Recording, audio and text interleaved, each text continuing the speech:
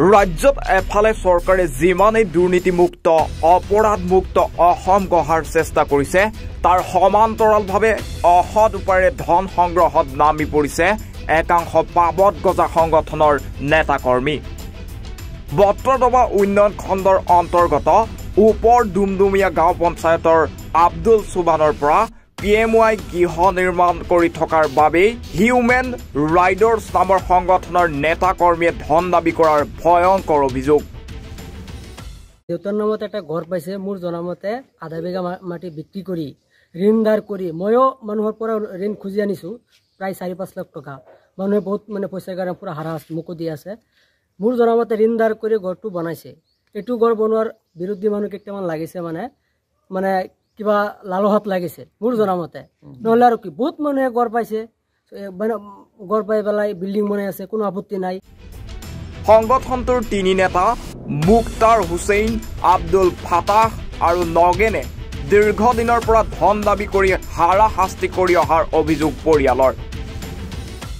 তেওঁলোকে সংগ্ৰহ কৰিছে যোৱা মংগলবাৰ গ'ল, বুধবাৰ গ'ল, বৃহস্পতিবাৰ গ'ল, শুক্ৰবাৰে 6টা বজাৰ পিছত তেওঁলোকে বাতৰিটো সম্প্ৰচাৰ কৰিছে।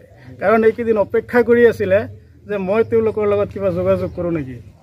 মোক বিভিন্ন মানুহৰ দোৱাই তেওঁলোকে পইচা বিচাৰিছিলে, ধন দাবী কৰিছিলে।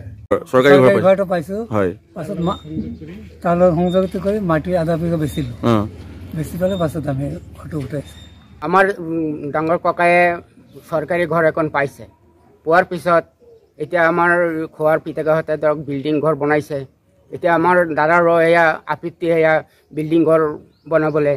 পিছত চৰকাৰী ঘৰ এখন পাইছে, পোৱাৰ পিছতেই ধৰক তাৰ মনত এটা আবেগী হ'ল যে মই মাটি বেছি হ'লেও সিহঁতৰ নিচিনা মই ঘৰ এখন বনাম। ধিঙৰ পৰা ছাইদুল ইছলামৰ ৰিপৰ্ট, এনিভাৰত 24।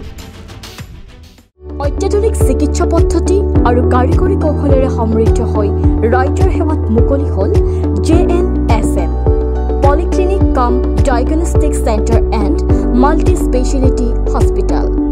পেৰামেডিকেল প্ৰশিক্ষণৰ ব্যৱস্থাও উপলব্ধ। আমাৰ ঠিকনা ৱাৰ্ড নম্বৰ 4, কৰিম চক, মঙলদৈ, দৰং, অসম।